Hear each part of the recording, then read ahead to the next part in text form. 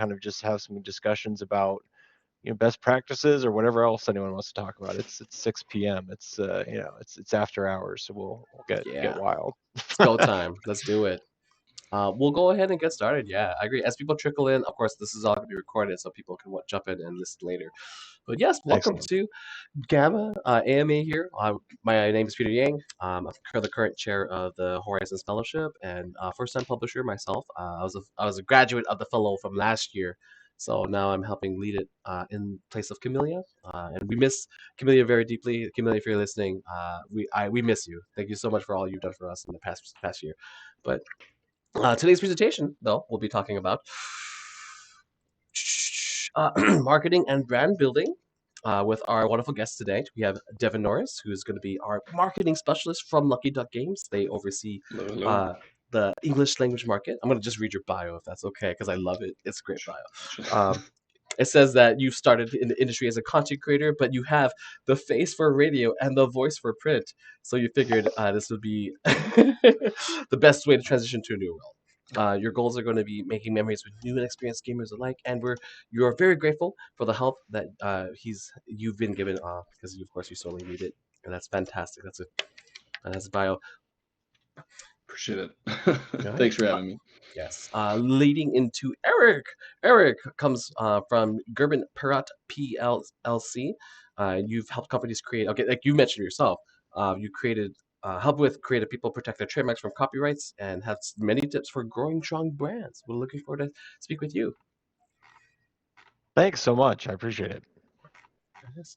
And of course, we have James Alejandro and Kat Dreyer, all from local publishers that are going to be this part of this year's track. So, just to jump in the conversation, if both of you have any immediate advice just to start some branding, and then we'll jump into a Q&A section right away. If you're using chat, guys, feel free to throw it in the chat room on the right side there. We can see it, and we'll answer those as they come up. So, Perfect. yeah. Like So I'll kind of start very briefly, and this is something that is not so my last name has two silent T's, so it is Perrott, and so if you see just my name, it is I don't know who thought it was a good idea to put two silent T's at the end of a name, but so it's Gerben Perrott, and we're based out of Washington D.C., but we have worked with clients in every state, and I think we're up to like 35 different countries, and so worked with a lot of different brands, do a lot of different things. My favorite is so we're a law firm. We exclusively do intellectual property law, and I work with a lot of different clients, but my favorite are in the tabletop space, and so really glad to be here. I actually first got introduced to the Horizon Fellowship through Kathleen Donahue, who's the owner of my FLGS and is also a client of mine. So the stars all aligned, and that was actually, she became a client of mine actually after I got involved in GAMA and got a chance to meet her through GAMA and through the Horizon Fellowship, just kind of knowing people. So it's been really great.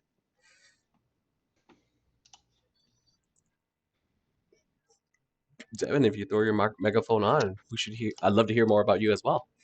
Yeah, so there we go. You gotta enter into the spatial chat part of it instead of the grid view. I was in the grid view, but yeah, it's very nice to meet you guys. I'm Devon Norris. I was introduced by Peter. I'm the new marketing specialist for Lucky Duck Games. I started at the end of June, though I've known them and worked with them in various ways previous to that. I started off as a content creator. Where I have a writing background, so I jumped into it that way, then kind of came into video, and so have a very abnormal path, I guess, into marketing, but am over the English market. So if you maybe are familiar with Lucky Duck Games, if you're not, they have an English presence, but that's only part of kind of the larger whole. We have a GPN network where we work as kind of global ambassadors to get localizations and different languages made for games of varying origin, whether it's the English market or whether it's some other language that it comes in. So we have a very large international presence that we have, and then we have Polish and French teams as well that in those regions do the in parallel to what I do in the English market. So we are a small team of remote people here in the US. I handle marketing. I have some team members that do event management, sales, and then kind of like our direct report that we all coordinate with. But yeah, no, happy to be here. I think that, Eric is probably going to be the most effective person to chat with. I'm a second string option here, new to the game. So see, I was about to say that if you need a playbook on how to do excellent marketing, Lucky Duck has been absolutely killing it. It's this mix of kind of overall managing the brands, all the different brands that Lucky Duck does, with also kind of maintaining a Lucky Duck brand, which I think is something that is something, we can talk about that too. The different types of brands that you can make. It's this idea of a house mark, what represents your publishing company, what represents you as a company in general, and then each one of your different, I'll call them product lines, but it could be individual games, individual lines of dice. It could be different things that you can then even have its own personality and kind of create those into their own protectable brands. And I think that that's kind of the big thing to look at, and I think Lucky Duck does a excellent job of that. And so I think everyone should be taking notes of just follow that playbook, because it's well done.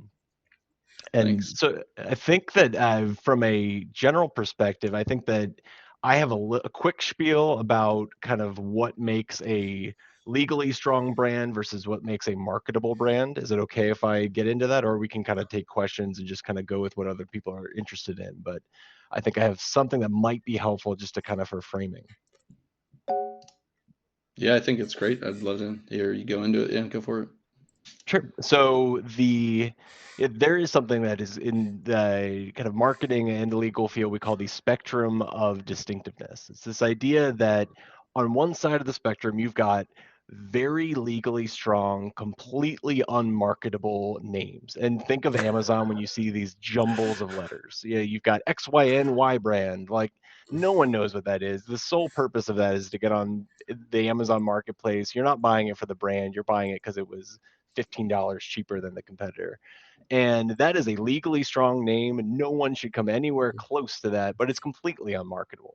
On the other end of that, you've got generic names, board game, tabletop accessory. Those are things that are so generic they will never function as a brand. And sometimes you might get into that of like great games, good games, that is all stuff that is highly marketable, tells the consumer exactly what it is. There's no kind of leap that needs to be done, but it really is something that you can't get protection on. And then there's a sweet spot in the middle. And I see even just kind of in people's the ones that they're currently, the game names they're picking, the company names that they're picking, those are all in that sweet spot in the middle that has something that kind of ties consumers back to what you're trying to tell them about your brand, but maybe doesn't give away the whole thing just right in the name. Those are usually called suggestive names. And those make for very good brands because they can kind of do both. But there is this inherent push and pull between what's something that's really marketable and what's something that's protectable from a legal perspective. And meeting somewhere in the middle is usually where that sweet spot is. And then it's up to each brand to kind of find that. But that tends to be kind of the framework that we're using of, sometimes you will take a more a generic name because it works. It sells copies. You can get stuff out there. This is a train game. We're calling it Trains. But that also is not something that you would be able to expect to kind of carve out exclusivity in a consumer's brain. In some cases, unless you try very hard and become synonymous with it, but it gets to be a little tricky. So I think that all of my recommendation is, as you're selecting names, is to consider that and talk to someone. If you're the marketer, then consider where that sits on that spectrum, and also kind of what you're looking for when it comes to kind of building that out. And I just have to step away for one quick second. I got to take the dinner out of the oven. Yes, feel free to eat food. For those of you not on camera, no shame. It's dinner time. Please eat. But yeah, Devin, if you have any other additional notes, please jump in. That was great. Yeah, I think in terms of I have come onto an existing brand, but my focus has been how do I communicate what Lucky Duck Games is to the English market, and I how how we exist as a company is quite varied. As you know, I mentioned there's the GPN that works as global ambassadors, but there's also our studio games that come out from the Polish studio that are in multiple languages, which English market has to assimilate into whatever titles we have. And then we also have partners that we sign on with, Flamecraft and Cosmoctopus. Those come from partner relationships that we build. And in addition to all of that, it's a matter of how each market identifies Lucky Duck Games. There are some instances in which there are going to be English market consumers that are not aware at all of the GPN and how it functions, that are not aware of our partner games because they only came to us from our studio. So for me, a lot of the questions that I've been having and the mentality that I've been focusing on in the last 3 to 4 months has been how do I effectively communicate who we are and what our games are. That's been something that I have dwelled on for the since even before I was hired to up till now, and is still a question that I try to keep kind of central in my mind, because it's very easy when you have multiple different parts of a larger business that you have the threat or the potential to kind of drown out an identity that's like Lucky Duck is a very recognizable brand in terms of all the things that we do, but I want to make sure that for the English market, to our consumers, that we're an identifiable brand. I think there are leaders in the industry that do a very good job of, when you see that game, you immediately know who the publisher is based off of like the DNA, the feel of it. And so that's something that I'm trying to focus on with my team, is that we make sure that whatever games we sell, whatever games are coming out from the studio, that collectively from an English market standpoint, that it kind of has a clear line, a clear thread that connects them all to where we are a communicable brand, and not just kind of like a large, I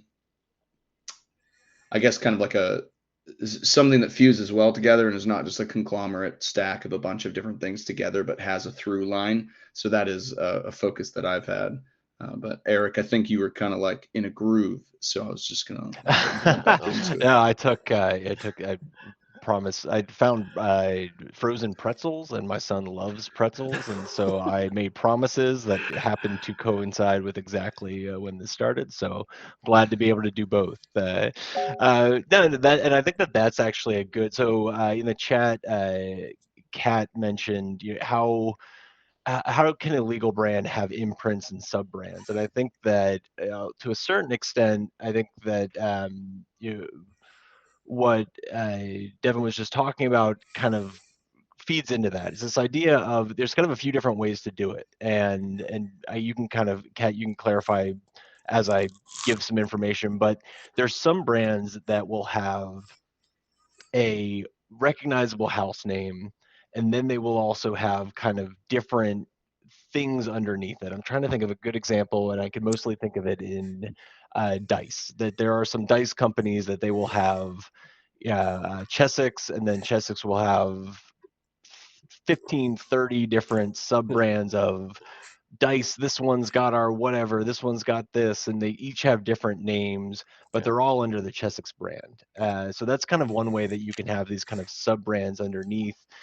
You also see sometimes different brands having kind of, and you don't see this as much in the publishing space, but well, I guess great examples, Wizards of the Coast. They've got that's a recognizable brand that also has everything underneath it, that from all the different perspectives of still being technically a Wizards of the Coast property, but and then you can go one step even higher and talk about Hasbro and all the kind of different ownership that they have of tons and probably thousands of different sub brands. And so I think there's a number of ways that you can do that in a really kind of meaningful way as a publisher or as maybe not a designer, but even a designer. You can start thinking of your games as collections.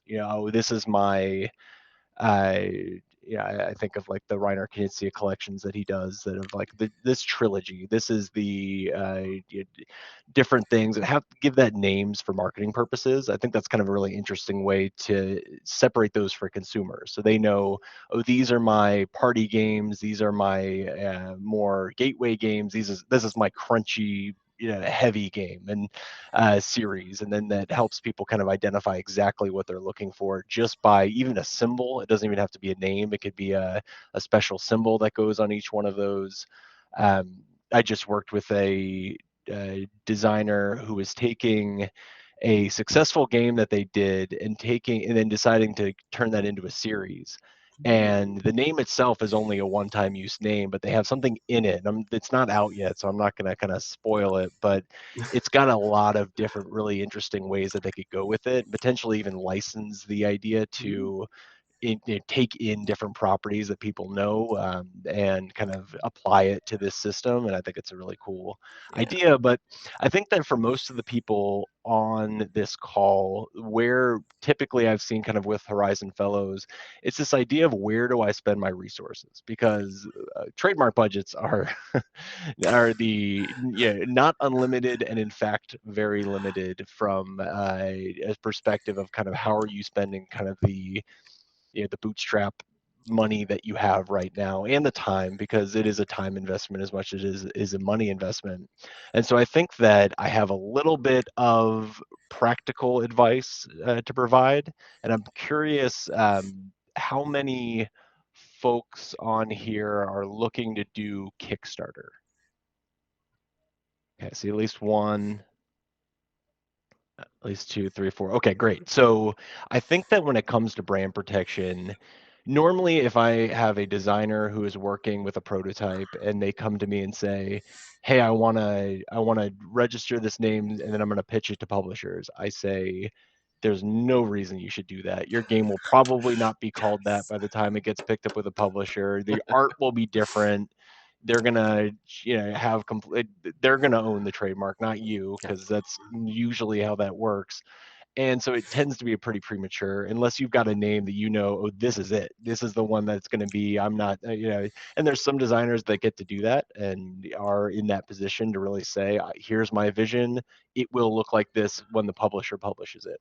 Most people don't, unless you are the publisher, unless you're self-publishing. And so I think that gives a lot of, at that point, the math changes a little bit, because Kickstarter has a takedown policy where they will suspend your account if someone files an intellectual property dispute against it. And that could be on the final day of your account, that could be of your campaign, it could be on the first day.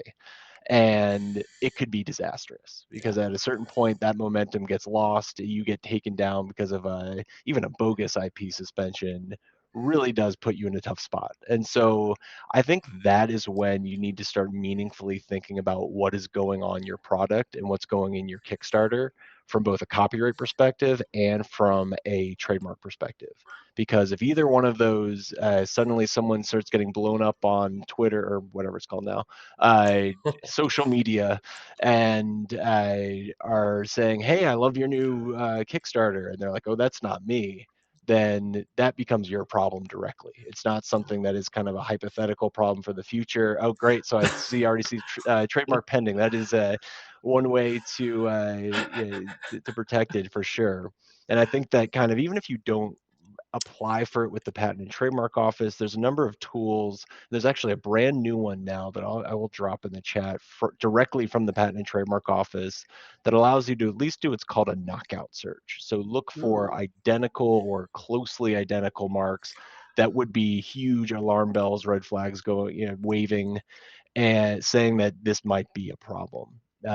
Sometimes, you'll find something, and most of the time you won't, but I will find that. And it's a new beta search, so kind of take it for what it is as far as kind of the errors it might have.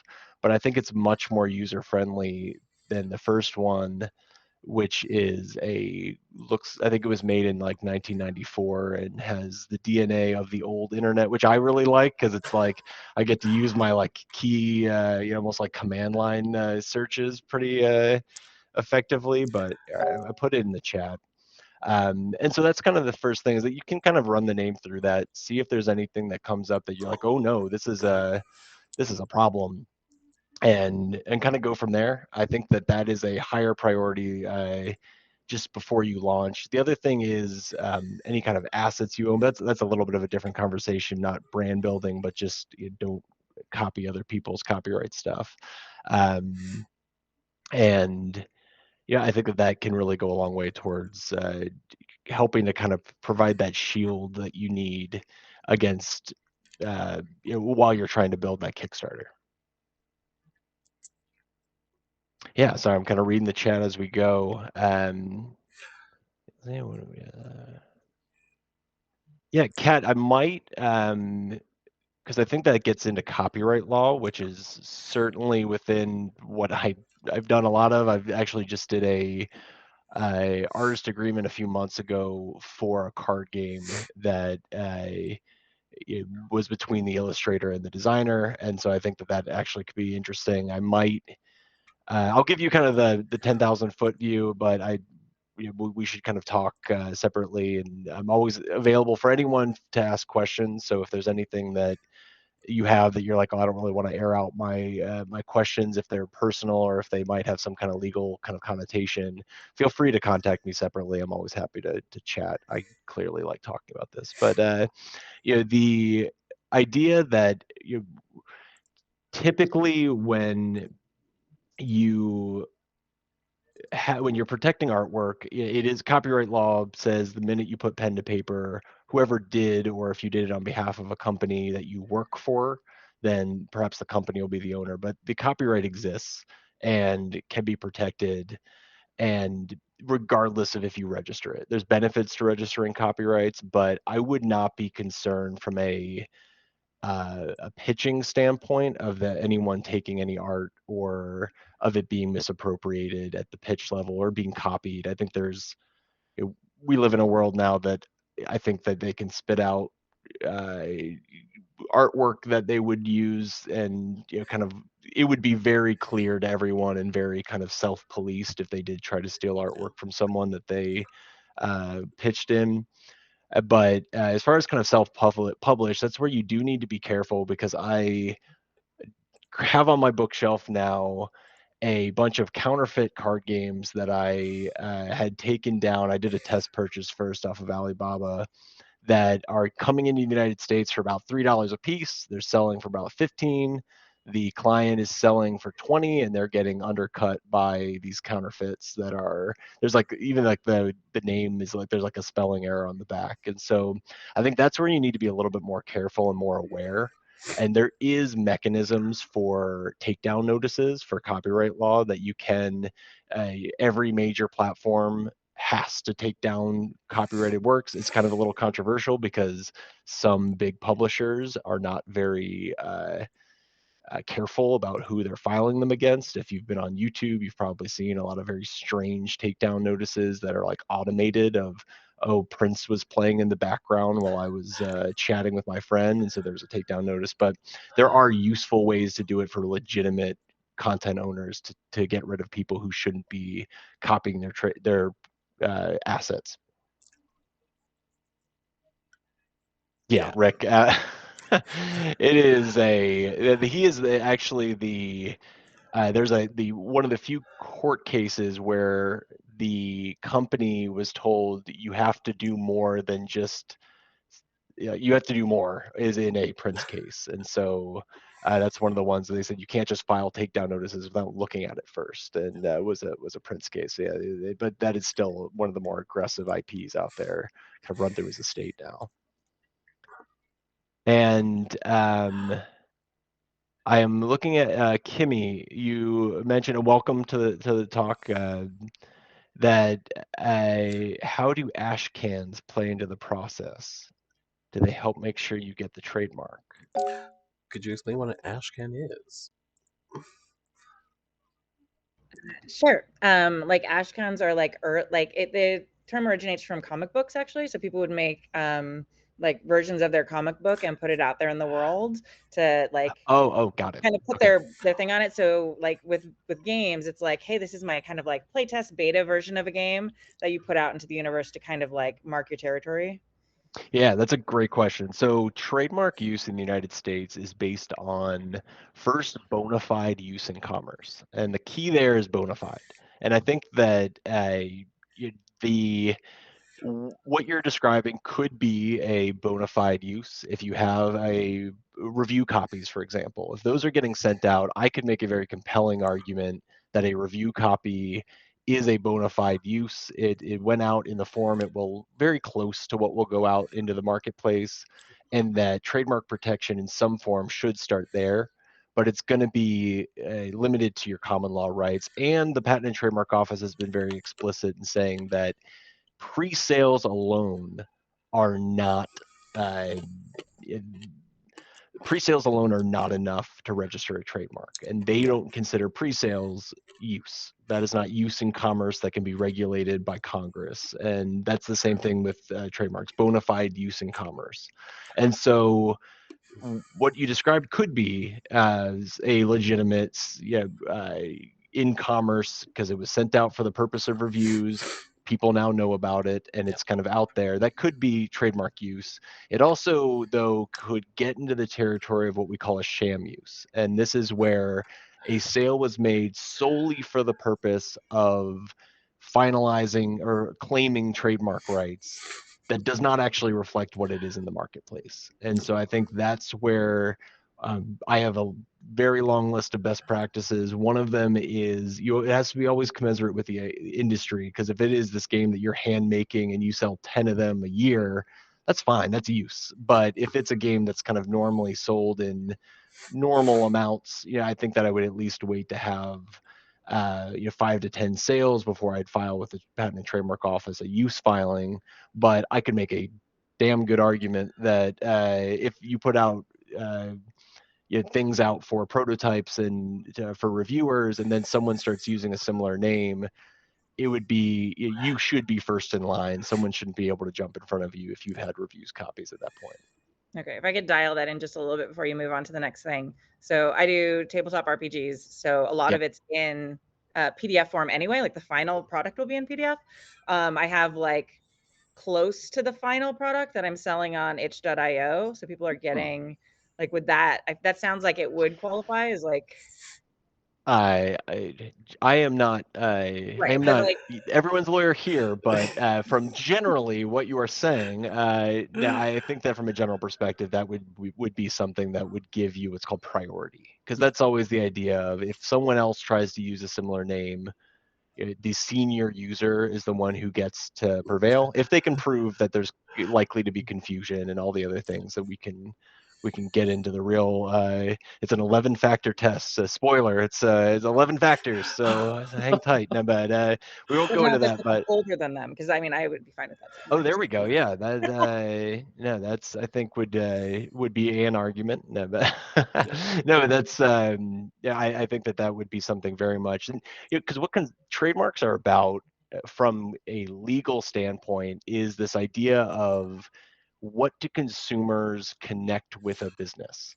And if a consumer looks at your name or at your your engine or of your content and says, oh, that's associated with a company, and even if they don't know exactly which one, a company, that is when trademark rights start. And that's the idea of what Congress meant by protecting trademarks, is they want to prevent people from being confused and just seeing, well, now this extra thing came up. And one that I don't represent any of these people, but I have owned both the card game Gloom and the I don't know if anyone's heard of this game called Gloomhaven, but it's this kind of little niche game that no, but, and I've always thought, well, yeah, that's a good example of two games that will likely never have a problem with people saying, oh, is that the same company? Because in context, they're very different games. But I think that if someone were to be, Gloomhold, there's going to be a problem because people are going to think, well, wait a minute, didn't that game already come out? And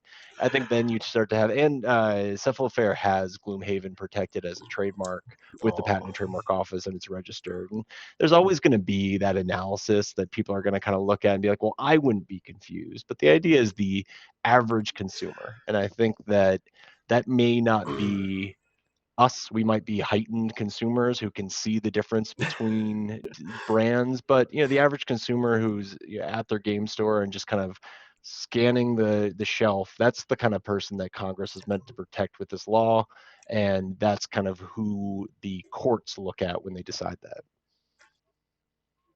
And so, Kat, so publishing videos and blogs about development of a game. So that, I mean, we typically the kind of short answer is no, that's not enough to show trademark use. But there is this doctrine of law called analogous use. And it's this idea that if you can create that consumer recognition, then there's at least something there that would allow you to not get someone to jump in line. And so I think that that's something that that would be able to cause confusion and things like that. And so there is ways to do it, but I would be very, very upfront with the name and have it be something that's widely distributed. And at that point, if you ever had to prove your priority, then you may be able to use some of those earlier uses under an analogous use. It's a little bit into the weeds, but from the normal perspective of trademark use, the Patent and Trademark Office and courts consider your first use to be when the product is in the hands of the end consumer with a bona fide use in commerce. And that's kind of what we focus on. There's ways to get it earlier than that, but really that would be the focus on for the government and for kind of most ways of looking at this. Cool. I have to steer this into slightly more on the marketing brand building side of things. I'm curious in that if you take your game to conventions and prototypes and like you take your prototype actually to a place to play test it with people, would that be considered toward like protecting your branding? Is that a good time to start building your brand and start like showcasing a logo and whatnot on said prototype? Yeah, I think so. I think that is there's a number of ways that you can start to kind of build a brand, and I don't think people should be afraid of putting their brand out there before the product is ready. I think that that is a megaphone. Sorry. So I don't think people should be afraid to put it out there. I think that they should. There is a difference even of like what the Patent and Trademark Office considers your first use date and when you're actually going to start to get that consumer recognition, and they don't always line up. So I don't want to. I think the common wisdom, Kat, that you were saying is that you get the name out there. I think that does actually apply. Maybe not it may be helpful in the future, but it really helps from the other side of this, the marketing side. The sooner that people recognize your name and start to get an understanding of what you do, that is going to give you a stronger brand, because strength of a brand is what do consumers recognize, and what do they connect with. And so I think that you go out there playtesting. I think the only thing is that once you put yourself out there, that also opens the door for potentially someone else to say, well, no, I already have that, which the earlier that happens, it's very useful. But I think that that's just the only thing to be aware of. And I think that is the advice for everyone here, is to know your friends, know your competitors, know the industry very well. And the fact that you're all here and that you have all the resources that the Horizon Fellowship is providing, I think is you're already starting at a much higher level than I think most people who are kind of breaking into the industry start at, and just business owners in general. You've got a wealth of networking that will get to that point where you will have an idea of all the different little nuances of who's litigious and who kind of complains a lot that other people are trying to do something. You've got some designers who swear that so and so in 1993 stole their idea and now are like the most crazy people when it comes to what they try to protect. And so I think that getting out there and spreading the brand name and marketing is super important. And as long as you do that in kind of a being aware and kind of a purposeful and awareness kind of way, then I think that is a wonderful way to start to spread awareness of the brand. I'm curious, so if I can ask Devon, if as far as marketing for Lucky Duck Games, I know that you're kind of just getting into the swing of things with them, but from a general perspective, when it comes to something like anticipating a new Kickstarter, or even now like holiday seasons with kind of online retailers or local game stores, do you have any advice for anyone who's like just starting to think of that? I think, and I guess part of this comes from just being on the content creation side and working with a lot of companies that were doing Kickstarters. For those playing on Kickstarter, so you can begin. Do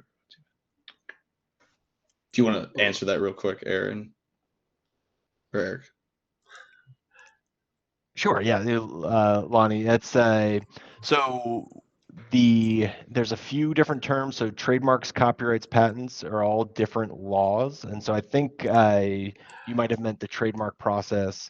And so there is a way to reserve rights ahead of time in a trademark. It's called an intent to use application, but they don't consider pre-sales to be sales, or to be use. And so Kickstarter backers, until they have game in hand, are not considered sales, but potentially anything you've done on the side as far as review copies could be considered proof of use. But I would really wait until the Kickstarter is fulfilled and before you file proof of use with the Patent and Trademark Office. But there's ways to reserve it ahead of time. And the timing of that, usually you can actually reserve it for up to 3 years. So gives you a good window, which you think would be a lot, but then I see some of the Kickstarters that are still unfulfilled, but there's ways to do that. So hopefully that answers your questions. Copyrights are different. Copyrights can be protected. They are protected the minute they're created, and you don't have to have any kind of use or commerce. So that's just kind of the difference between the two. Gotcha. No worries. I think for me, Kickstarter is one of those interesting conversations where if you're not coming at it from like an established studio, if you're not, the Awaken Realms of the worlds that come into a campaign and they already have, 15,000 followers, a lot of the mistakes that I see people make on Kickstarter campaigns is they don't anticipate enough. They don't anticipate enough of what they need to do ahead of the Kickstarter launch, and they try to. They maybe associate followers with a pretty immediate translation to backers, and there's such a large percentage drop off of what a follower is versus what a backer is. And so I think a lot of people will launch a campaign and they're like, I have 2,000 followers. Well, if only 300 of those 2,000 back, then you've, I think, misinterpreted like the size of people that are going to follow through on that. Have examples of brand style guides with logos, fonts, colors. So Lucky Duck has been working on a brand style guide actually relatively recently, pretty soon after I started. So that's another thing. I'm not as much on the like visual side of it. I'm kind of more just on the communication side of the marketing, but I would be happy to coordinate with my contemporary in France, who is the one that led the brand style guide, and see what I could share with you guys. I'd be happy to provide some details and some assets based off of what we created for Lucky Duck, which again, we're trying to create a coordinated brand across multiple regions, which is its own thing. In terms of, we've had some questions about Kickstarter and then also branding, but I think another thing that to be mindful of is the delineation between Kickstarter and your brand and Kickstarter and the product that's on Kickstarter. Because at the end of the day, you might be mentally focused on the brand overall, and a lot of the backers are focused on the product. And if you don't communicate effectively what the product is, and you're more focused on kind of the vague abstract of the overall brand, then that's not going to communicate or convey as effectively to backers what they're buying. And I mean, this may be, I don't know how accurate this information is going to be. And Eric, I'd be curious what your thoughts are, but especially starting out, I think that, you know, like if you have a game and you're trying to start off as a publisher, I think that I think that the initial game, in my opinion, has more weight and consequence, because if you don't land on your feet properly with that first game, it makes establishing the brand, I think, potentially suffer or make it more complicated. And so I think a lot of Kickstarter, the value is communicating what your game is and what it's going to be like why this is appealing. And then after the success of that, then I think it's a lot easier to communicate the brand. And to me, I think of studios that are the most demonstrable of how effectively they've done this. It's you know, studios like IV Studios in Nashville, who, you know, came out with Moonrakers, and then eventually Mythic Mischief and other stuff like that. And then you have people like Orange Nebula, who came out with Vindication, and then they shifted into Unsettled. And I think it starts with a really good product that is reflective of the brand that will come, but it's still at its core the product that is what's being pitched with Kickstarter. I don't know, I think Eric, that, if you have some follow-up thoughts. that goes really well with this idea of that Kat asked in the chat of the pillars of branding. You know, what are the pillars of building a brand? And I think that one of the sorry, every time I mute, it takes me off mutaphone as well. But yeah, so the idea of pillars of branding, you know, this idea of what you know, what exactly goes into building a brand. And I think that Devon hit the nail on the head that one of those pillars is absolutely quality. You can't ignore that. When you're providing a product, then the quality of that product is absolutely built into the identity and DNA of your brand. And I think that that's something you can't take your eye off that, because a lot of companies do. They start putting out, you know, subpar products, but they still have this flashy brand. They've got this kind of community behind them.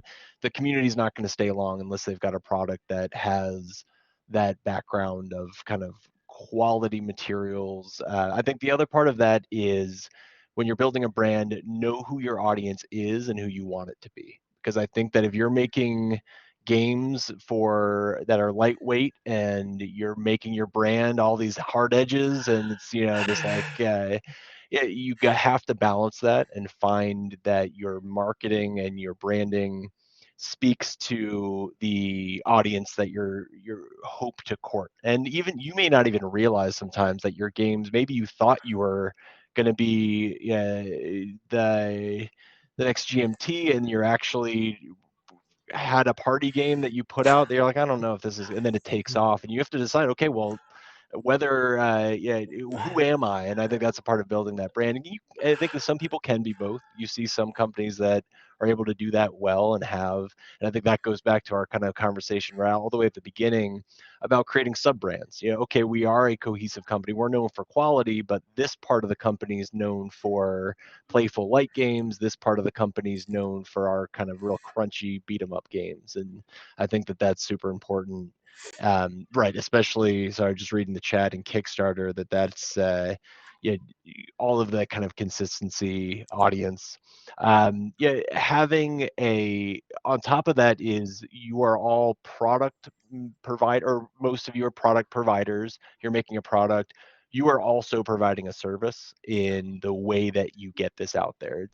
Unless you are a designer who's handing it over to the publishing company and saying, all right, it's your problem now, which even then the designer still has so much heavy lifting to do with the promotion of it nowadays. And you know, they want to get their game out there, but you are also a service, and products are purchased, services are experienced, and you need to create that experience for your customers through your brand, and that's what it's going to stand for. So I think that is I think, and it's good to say having an ethos, having an ethic, and having ethics and making sure that you stick to them. I think it's important. Stand for something, in my opinion. I think that brands that are not sure what they stand for are often the ones that can't deal with adversity very well when something does come up. The ones that did say, no, Black Lives Matter, and unequivocally, I'm putting that on my page. And the ones that went, well,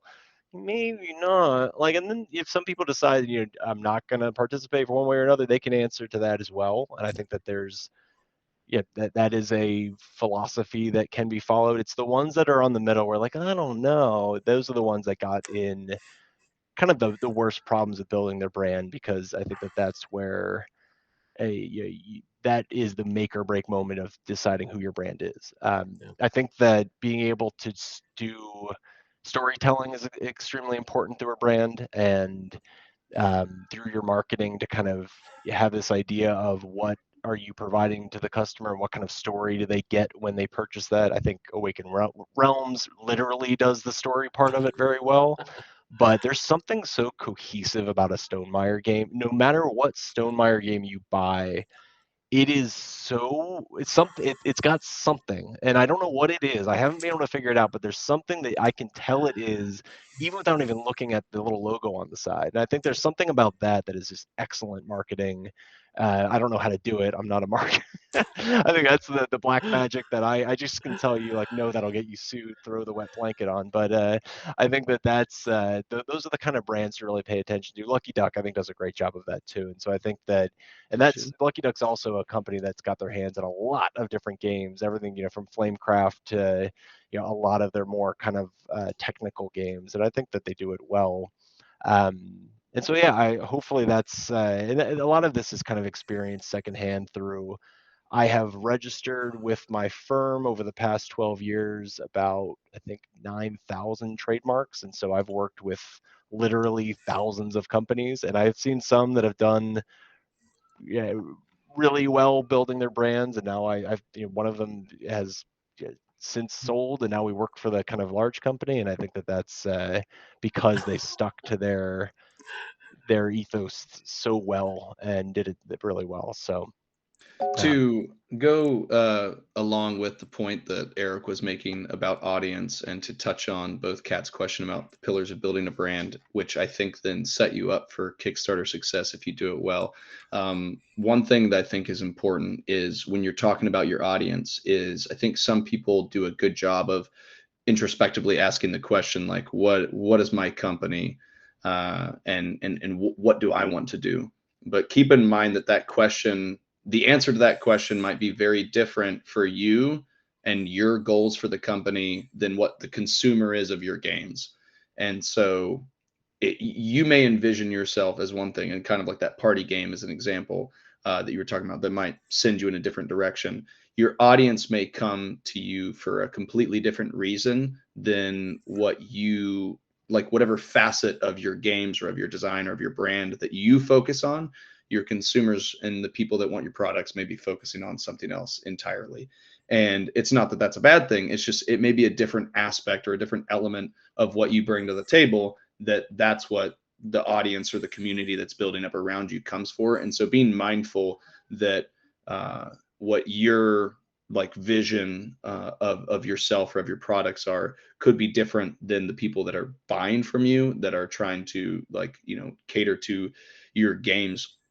And on Kickstarter specifically, I think that let's see. Kimmy made some good points about how Kickstarter can make or break you. And from the content creator side, and also on the communications, I think communication is a massive pillar of both your company and also one of the best ways to avoid some of the pitfalls of Kickstarter. I think that you can have company A and company B that have problems with production, that could have issues or delays on fulfillment, that could have all of the same issues. And I've seen this happen. I mean, I could point to Mythic Games versus Shadowborn Games, where like Oathsworn in the first printing had a lot of the same problems that Mythic and other companies did, but how each company handled the communication of that to their backers is just absolute polar opposites. And I think that you can dodge a lot of problems if you're just understanding of how you need to communicate with the people that are backing your products, especially if, at Kickstarter, ideally, in a utopian world, is those people that believe in you first and believe in you the most, and they want to bring your product.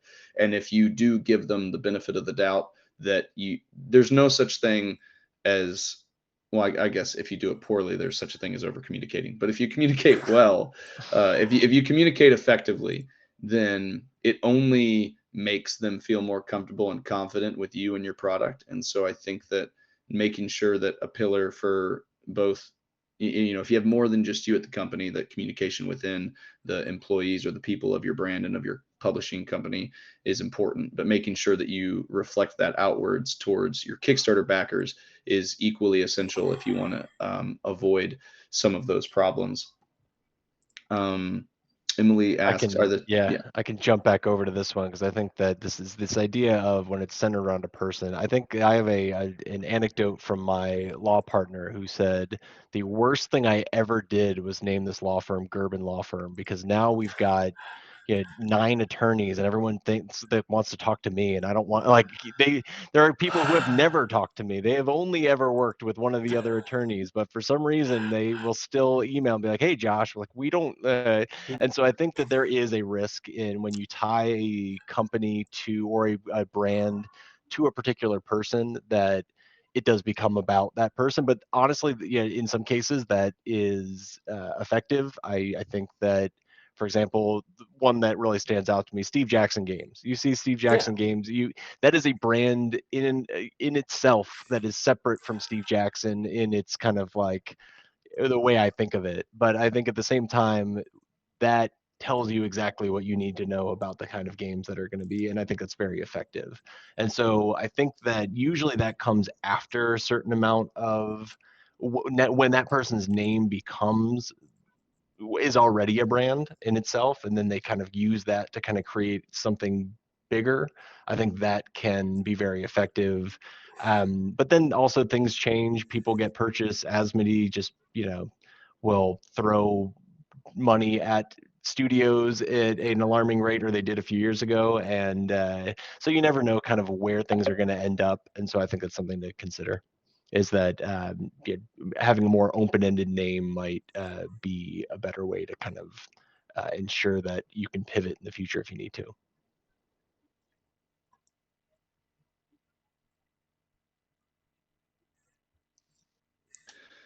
Going off of, there we go. Gotta remember the microphone.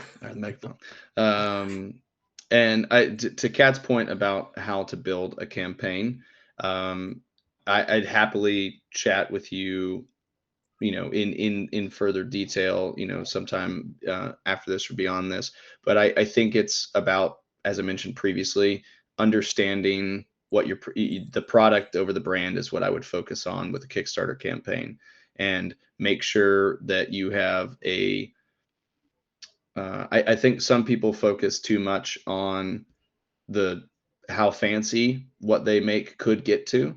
I think some people focus too much on all of the reviews of other people and like the content creation around a product. And I think it's really finding the right balance and the right size of what you have. I think sometimes, one thing that I prefer about GameFound, and this is just preferably as a user as well, is the Kickstarter scroll, is agonizing to me, because I think that it's too much. It's information overload, and it's not. You can sell a product with so much less than 8 eons of scrolling.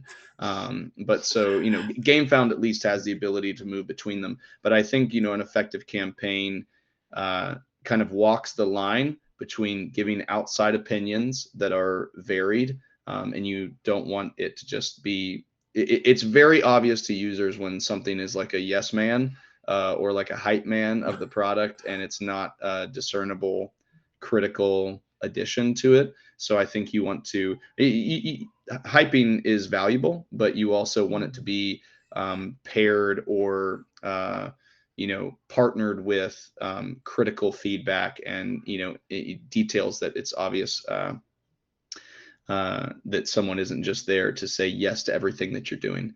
And then in terms of the rest of it, you want to effectively communicate your product. And I think it's also, you don't want to just say what it is. You need to answer the question, why should I have this instead of something else? If I'm going to spend X amount of dollars, why am I not spending it on something that I already know I like?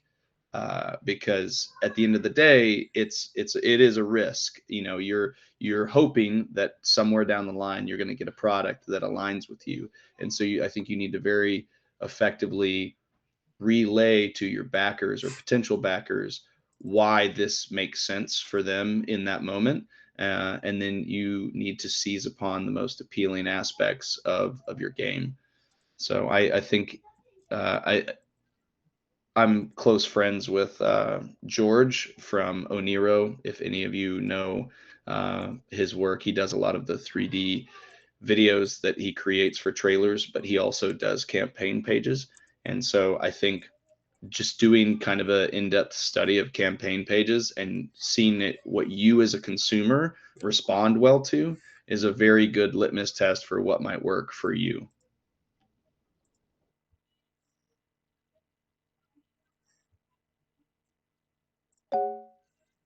Those are fantastic points. I'm going to chime in and say that we are closing in on the hour, which means we have about 15 minutes left over for kind of like uh, outro, any last AMAs, and of course, leaking your information so that people can reach out to you. You've already done that, Eric, so I appreciate that. But if you're open to it, you don't have to, Devin, but you can. But yes, no, those are good questions. I think the last note is that we do have a crowdfunding discussion later in January. That's going to be like the full on like how to build full campaign. This conversation became very heavily on trademarks and branding, but that's totally fine because I think that's also very interesting to hear. Because as everyone here is going to be very interested in like building their publishing studio and making sure that no one else can come in and take their branding or take what their games are going to say. But I will appreciate very early on, Eric, you saying you can't trademark things right away until you start making or using them. So go out there and use it first so that you can trademark it. But yeah. But also consider doing a search. Yes, that's also very important. But yeah, yeah, I mean, yeah, absolutely, and I think kind of the closing remarks are exactly that. And I'm sorry, I realized that there was a question about international trademarks that I did not get a chance to talk about. So LAMF Games, shoot me an email because I have a lot of kind of different things to deal with international trademark filing. So we should chat.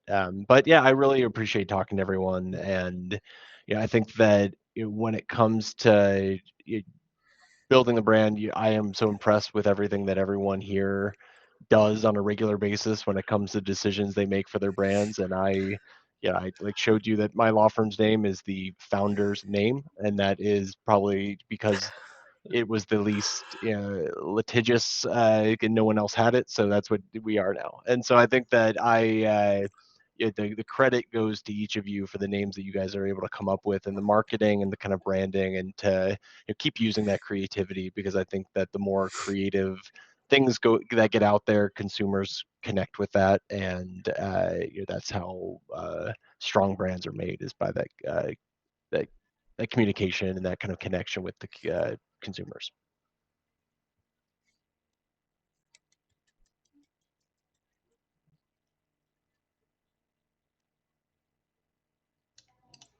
Yeah, I just want to say at the end that I'm happy to respond to any additional, emails and commentary if you guys need any other questions. If I didn't fully answer the elements of something that you were asking, happy to go into further detail.